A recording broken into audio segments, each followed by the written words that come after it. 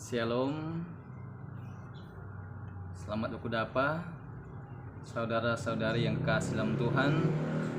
Pada saat ini saya akan membawakan renungan mengenai ujian. Sebelum kita akan belajar,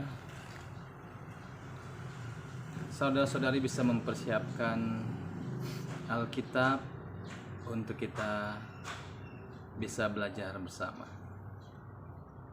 Tetapi sebelum kita mempelajari akan Alkitab, kebenaran Tuhan, bahwa jangan lupa kita berdoa dalam hati kita, meminta tuntunan Roh Kudus. Karena hanya tuntunan Roh Kuduslah yang dapat memberikan kita pengertian mengenai firman Tuhan. Jadi firman Tuhan ini hanya dapat dimengerti oleh tuntunan Roh Kudus. Tidak ada kepandaian manusia yang dapat mengartikan, menjelaskan dengan baik tentang kebenaran Tuhan ini. Hanya dengan tuntunan Roh Kudus, firman Tuhan akan dapat dimengerti. Mari kita berdoa dalam hati kita masing-masing, mengundang Roh Suci.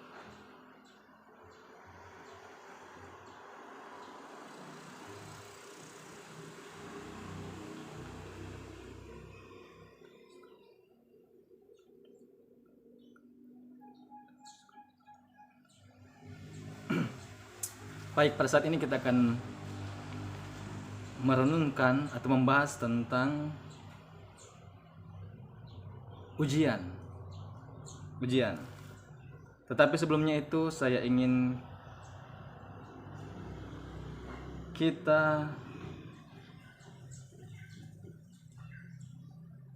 saya ingin dulu bertanya. Apakah di dunia ini ada orang-orang yang benar? Oke. Apakah di dunia ini ada orang-orang yang benar?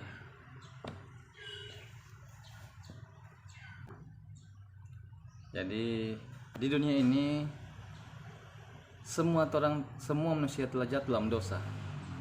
Tetapi ingat, di dunia ini ada orang yang benar. Orang-orang yang benar.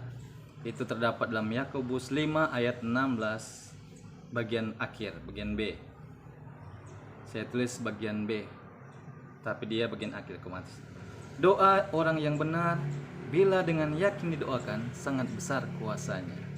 Jadi ada orang-orang benar di dalam dunia ini.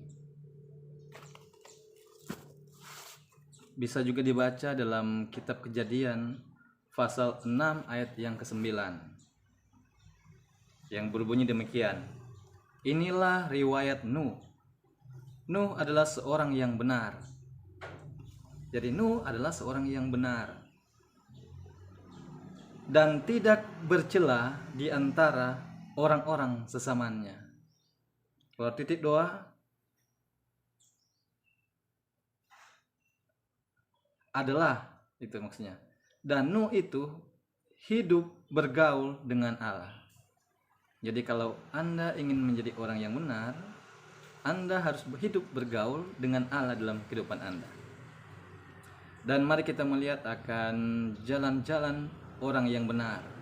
Jadi kita akan melihat ciri-ciri jalan-jalan orang yang benar sehingga mereka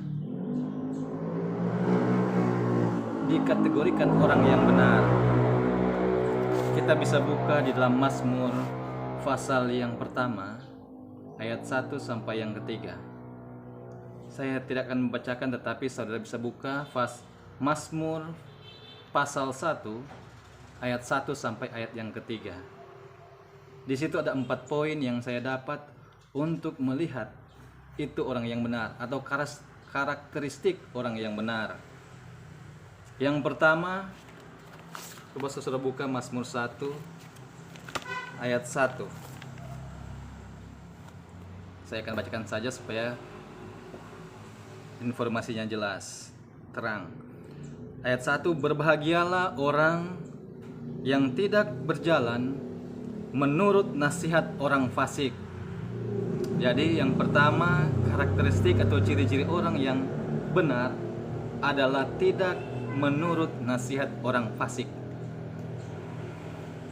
Jadi saudara lihat ciri-ciri ini jika ada di dalam diri saudara atau orang lain yang tidak menurut nasihat orang fasik. Orang fasik ini orang yang tidak mengenal Allah. Jalan mereka ikut jalan sendiri. Tidak mau menurut perintah Tuhan. Kita bisa lihat dalam kehidupan orang-orang ini. Jadi kalau orang tidak menurut dong perintah, orang yang tidak tahu kebenaran ini, karena kalau orang perintah itu tidak berdasarkan kebenaran, orang-orang fasik ini, karena dorang tidak mau mengenal Tuhan. Jadi kalau orang tidak menurut dong penasihat, orang salah satu karakteristik ciri-ciri orang yang benar. Tetapi bukan cuma itu, poin yang kedua, yang tidak berdiri di jalan orang berdosa. Jadi dia juga tidak berdiri di jalan orang berdosa. Orang-orang yang melakukan kejahatan. Tidak ada di situ tuh orang benar itu. Dia tidak berada di situ. Yang ketiga, tidak duduk dalam kumpulan pencemooh. Jadi orang-orang benar tidak akan duduk bersama-sama dengan orang pencemooh yang suka-suka bawa cerita orang, yang suka-suka menghina, yang ingin berkata-kata yang tidak baik terhadap orang lain. Orang-orang benar tidak akan ikut seperti itu, tidak akan bersama-sama dengan orang-orang seperti itu. Dan yang keempat, tetapi yang kesukaannya ialah Taurat Tuhan, dan yang merenungkan Taurat itu siang dan malam. Jadi orang-orang benar sangat suka aturan-aturan Tuhan, hukum Tuhan, Taurat Tuhan, dan dia selalu merenungkan Taurat itu siang dan malam, sehingga dalam bertindak dia akan berusaha untuk menurut aturan Tuhan. Jadi itulah karakteristik orang-orang yang benar. Jadi kalau itu ada dalam diri saudara, saudari, Anda masuk golongan orang-orang yang benar. Dan keuntungan bagi orang-orang yang benar, Anda bisa baca dalam Yakobus 5 ayat 16. Bagian akhir itu, doa orang yang benar, bila dengan yakin didoakan, sangat besar kuasanya. Itulah keuntungan orang-orang yang benar. Kalau Anda berdoa, luar biasa kuasanya. Jadi saya tidak akan membahas panjang tentang orang-orang yang benar. Itu hanya sebagian dari informasi tentang orang-orang yang benar. Pada saat ini saya akan membahas tentang ujian. Ujian yang dihadapi dalam kehidupan kita.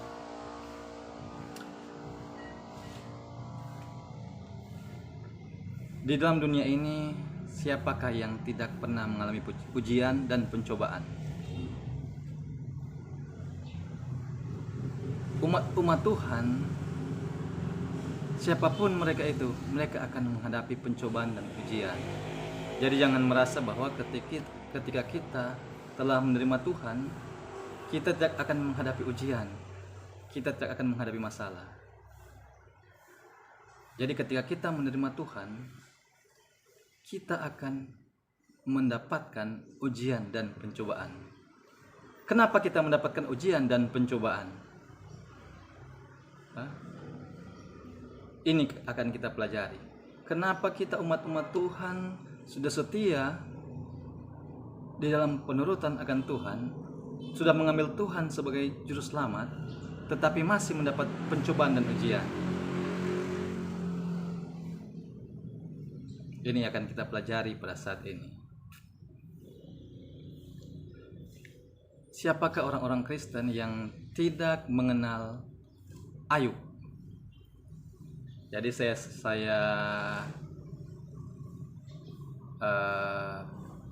percaya, atau saya tahu mungkin saudara-saudari yang sudah lama dalam kekristenan pasti mengenal tentang siapa ini Ayub ini. Ayub yang dalam Alkitab.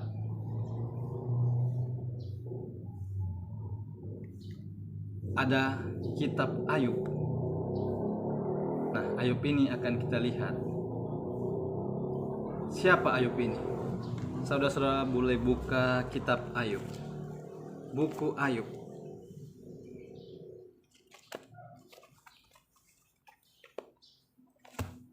Oke. Dan kita akan melihat siapa ini Nabi Ayub ini.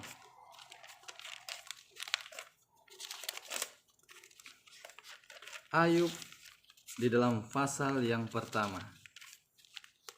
Sudah dapat? Sudah dibuka? Dalam perikop di atas berbunyi demikian. Kesalehan Ayub dicoba. Jadi baru judul perikop kita membaca bahwa Ayub ini adalah orang yang saleh. Tuh. Ayat pertama, Ayub pasal 1 ayat yang pertama.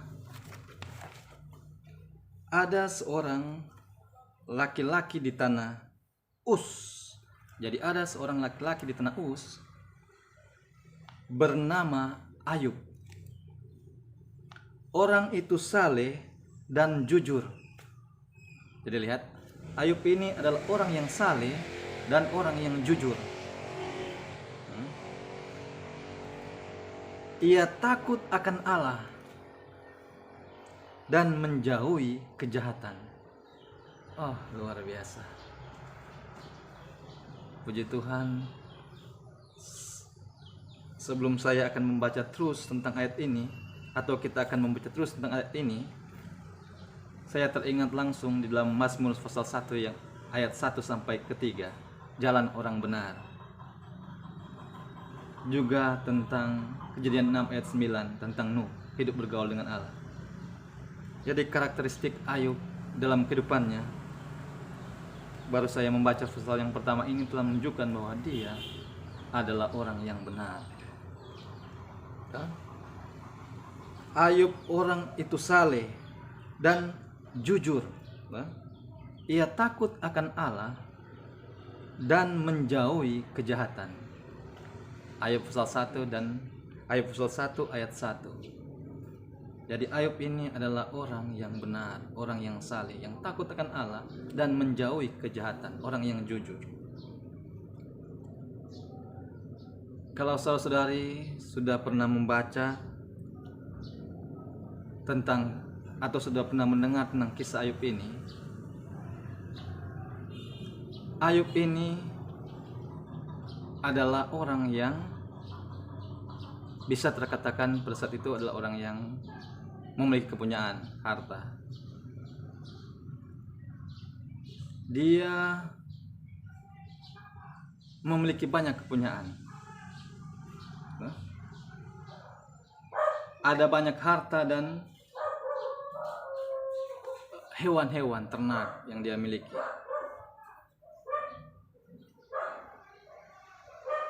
Tuhan mempercayakan dia harta.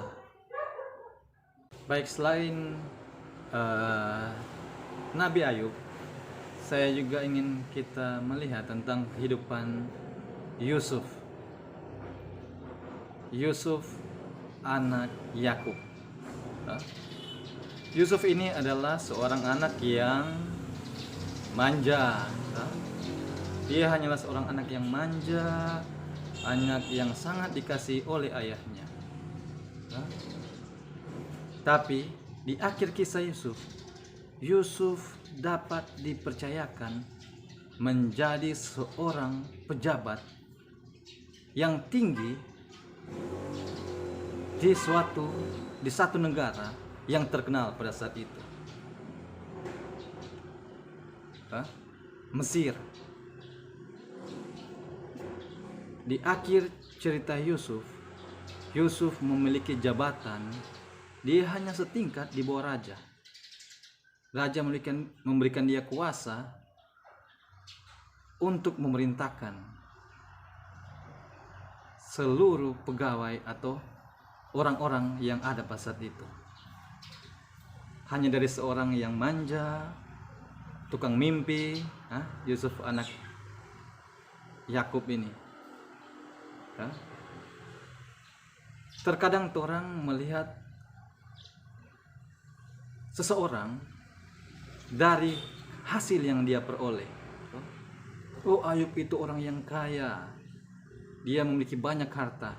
Oh, saya suka seperti Ayub, dipercayakan harta, memiliki banyak harta. Oh, saya suka seperti Yusuf, menjadi seorang pejabat yang tinggi di tanah, di tempat orang asing, di Mesir pada saat itu. Terkadang orang ingin sesuatu atau melihat sesuatu pencapaian orang lain, tetapi kita tidak melihat proses yang dia hadapi untuk mendapatkan tanggung jawab tersebut, untuk mendapatkan hasil tersebut. Kebanyakan kita melihat keberhasilan orang-orang, orang hanya melihat hasil yang ia dapatkan. Oh, dia dapat ini, oh dia dapat itu, oh begini begitu. Tetapi kita tidak melihat proses yang dia hadapi, ujian pencobaan yang dia hadapi untuk mendapatkan keberhasilan tersebut. Sebelum Ayub mendapatkan harta yang berlimpah, Tuhan berikan kepada Ayub. Ayub kehilangan harta bendanya. Sebelum mendapatkan harta yang banyak, Ayub kehilangan harta bendanya dahulu. Bukan cuma kehilangan harta benda, Ayub kehilangan anak-anaknya. Saudara-saudari, kalau cuma kehilangan harta benda, orang yang setia akan Tuhan ini, saudara, kalau cuma kehilangan harta benda mungkin masih bisa bersabar, toleransi, masih sabar. Ini kehilangan anak-anak. Datang informasi kehilangan anak-anaknya, meninggal. Baru timbul juga bisul-bisul borok di tubuh Ayub. Orang yang setia, saleh, takut akan Tuhan, jujur, menjauhi kejahatan, mengalami hal tersebut. Ayub sungguh sangat luar biasa. Kesalehan Ayub sungguh sangat luar biasa. Saya tidak tahu kalau ada Ayub lain, yang ada orang-orang lain seperti ini. Saya rasa luar biasa Ayub ini. Orang yang saleh sementara setia dalam Tuhan mengalami kesusahan, dan hampir dalam waktu yang bersamaan kehilangan harta, anak-anak meninggal, habis kepunyaannya. Sementara setia kepada Tuhan. Bukan cuma hilang harta anak-anak, timbul penyakit di tubuh Ayub, bisul-bisul. Oh, luar biasa kesusahan yang terderita. Sementara Ayub bersusah hati, duduk di tanah, menyesali meratapi DP diri hidup. Datang teman-teman Ayub, bukan untuk menghibur Ayub.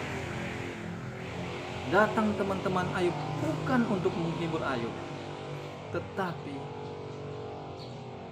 berkata-kata yang tidak terhadap Ayub, yang artinya menekan Ayub. Oh Ayub, ngana kok berbuat salah. Oh begini. Jadi luar biasa tekanan yang Ayub hadapi, luar dan dalam. Tekanan batin pun dihadapi. Sakit tubuh luar, ditekan oleh teman-teman, sahabat-sahabatnya. Luar biasa. Saya pun ketika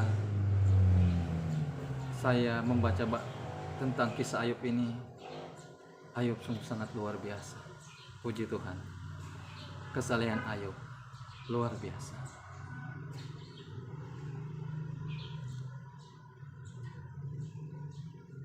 Coba orang sementara setia kau mengalami kehidupan seperti ini. Kalau orang tidak setia, ya maklum. Karena dia berbuat jahat, akhirnya dia mengalami kesusahan.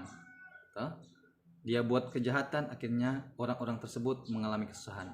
Tetapi Ayub sementara setia, berbuat kebaikan, menjauhi kejahatan, dan mengalami ujian pencobaan seperti itu.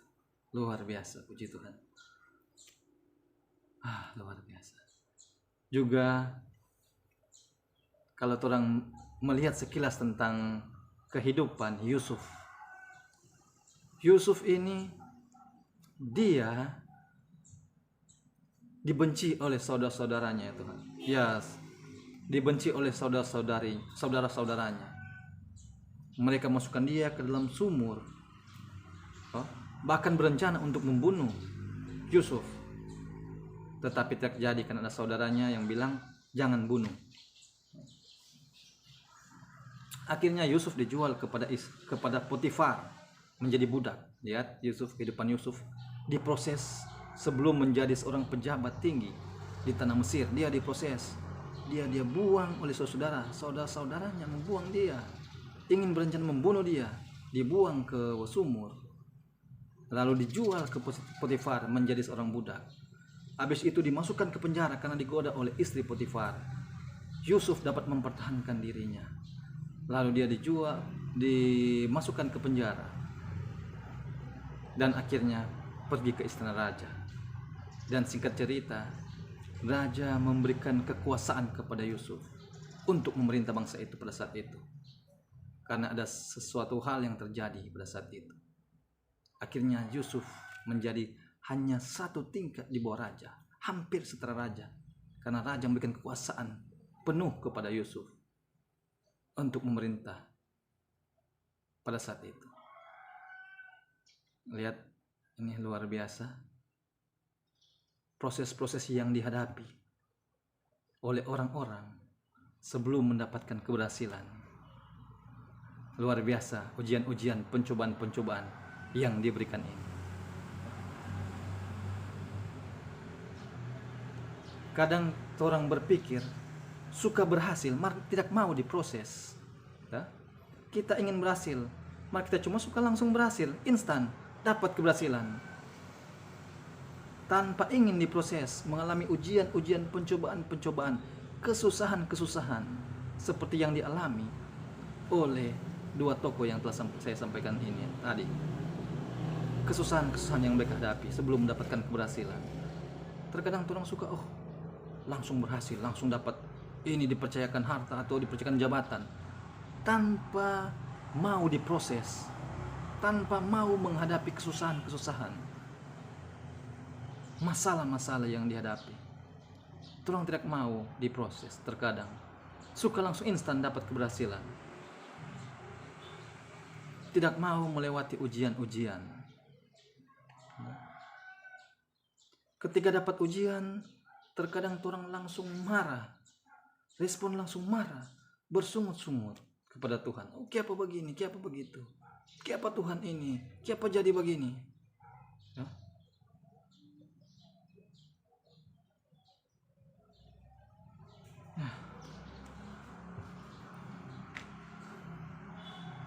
Dalam Yakobus 1 ayat 2 dan 8. Saya ingin kita membaca buku Yakobus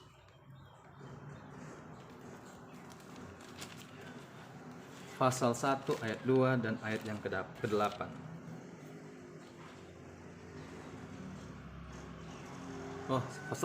Yakobus pasal 1 ayat 2. Saudara-saudaraku, anggaplah sebagai suatu kebahagiaan apabila kamu jatuh ke dalam berbagai-bagai pencobaan. Ayat 3, sebab kamu tahu bahwa ujian terhadap imanmu itu menghasilkan ketekunan.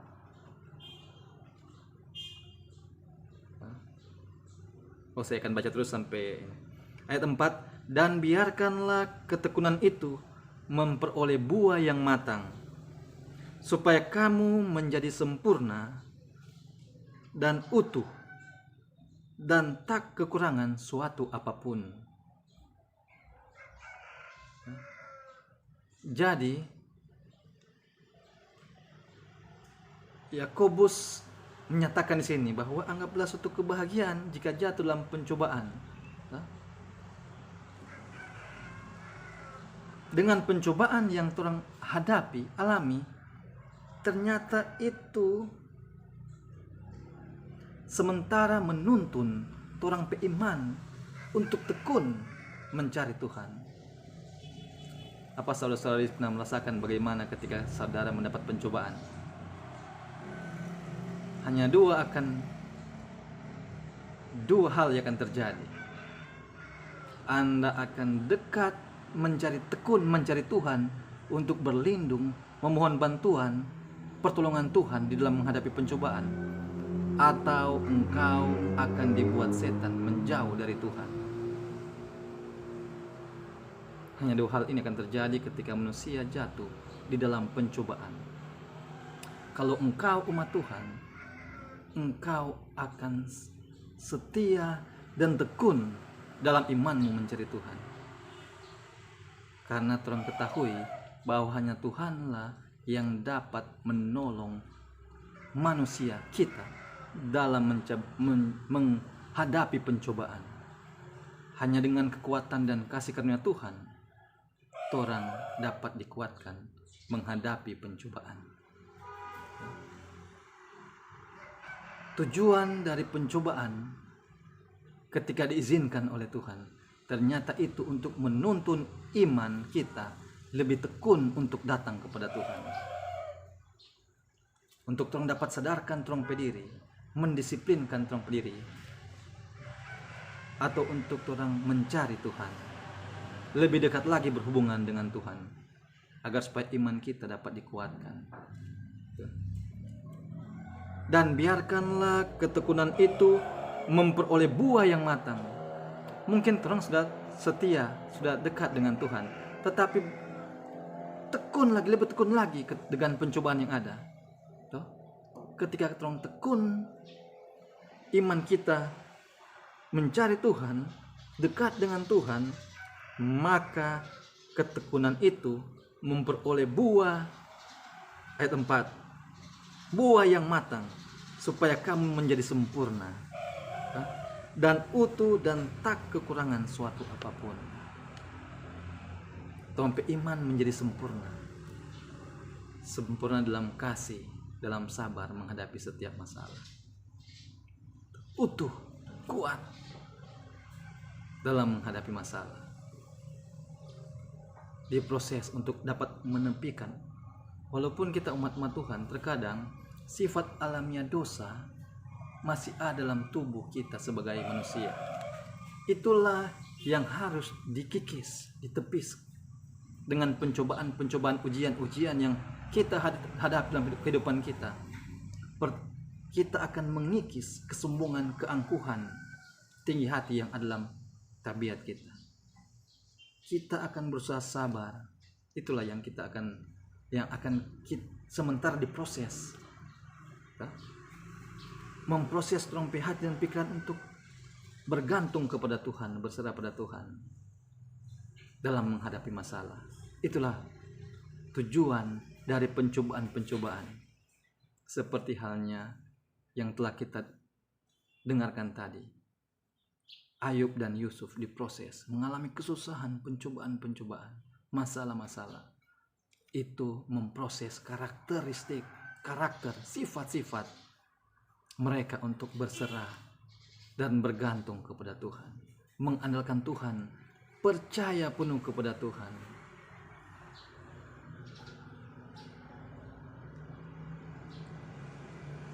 Dalam Yakobus pasal 1 ayat yang ke-12. Berbahagialah orang yang bertahan dalam pencobaan. Sebab apabila ia sudah tahan uji, ia akan menerima mahkota kehidupan yang dijanjikan Allah kepada barang siapa yang mengasihi Dia. Membaca Yakobus pasal 1 ayat yang ke-12. Berbahagialah orang yang bertahan dalam pencobaan, sebab apabila ia sudah tahan uji, ia akan menerima mahkota kehidupan yang dijanjikan Allah kepada barang siapa yang mengasihi Dia. Ya. Ketika kita dapat melewati ujian, pencobaan ujian yang ada dalam kehidupan kita, dan kita sudah tahan uji, tiap kali dapat cobaan kita sudah siap untuk menghadapi cobaan itu. Karena dalam kehidupan ini, pencobaan, masalah-masalah silih berganti akan kita hadapi. Itu sementara memproses iman kita untuk tekun mencari Tuhan. Dan ketika kita sudah memperoleh buah yang matang, sempurna, menjadi utuh, iman kita, percaya kita kepada Tuhan, kasih kita, dan kita sudah tahan uji, ada mahkota, ada berkat yang Tuhan sediakan. Yang ayat yang ke-12, Ia akan menerima mahkota kehidupan. Ini bukan cuma harta, saudara-saudara. Kedudukan bukan cuma harta dan kedudukan, tetapi mahkota kehidupan, penghargaan kehidupan yang Tuhan sediakan.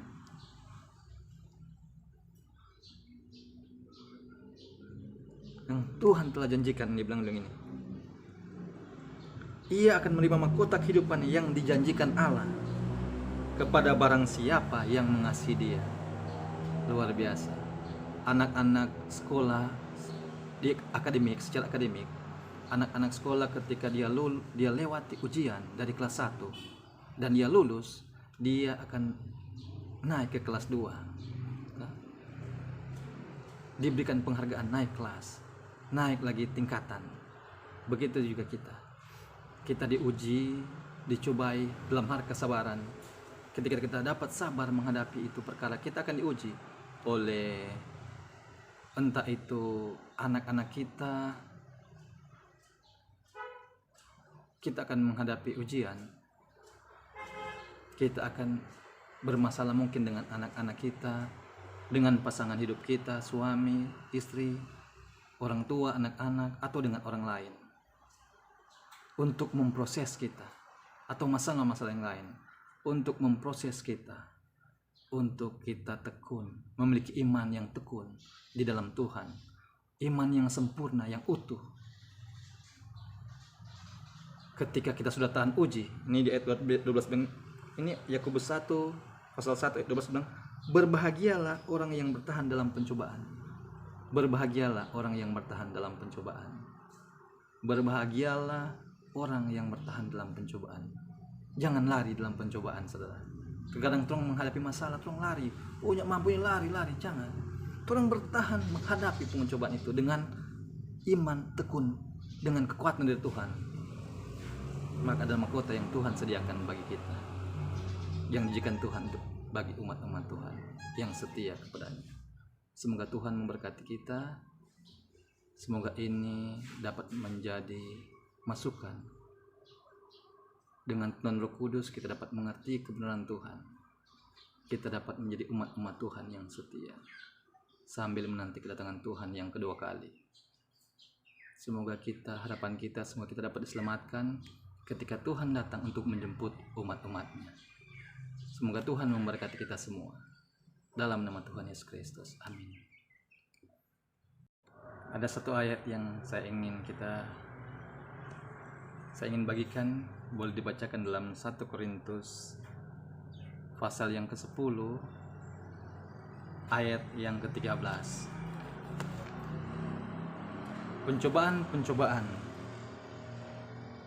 yang kamu alami ialah pencobaan-pencobaan biasa yang tidak melebihi kekuatan manusia. Sebab Allah setia, dan karena itu Ia tidak akan membiarkan kamu dicobai melampaui kekuatanmu. Pada waktu kamu dicobai, Ia akan memberikan kepadamu jalan keluar sehingga kamu dapat menanggungnya. Puji Tuhan. Haleluya. Amin.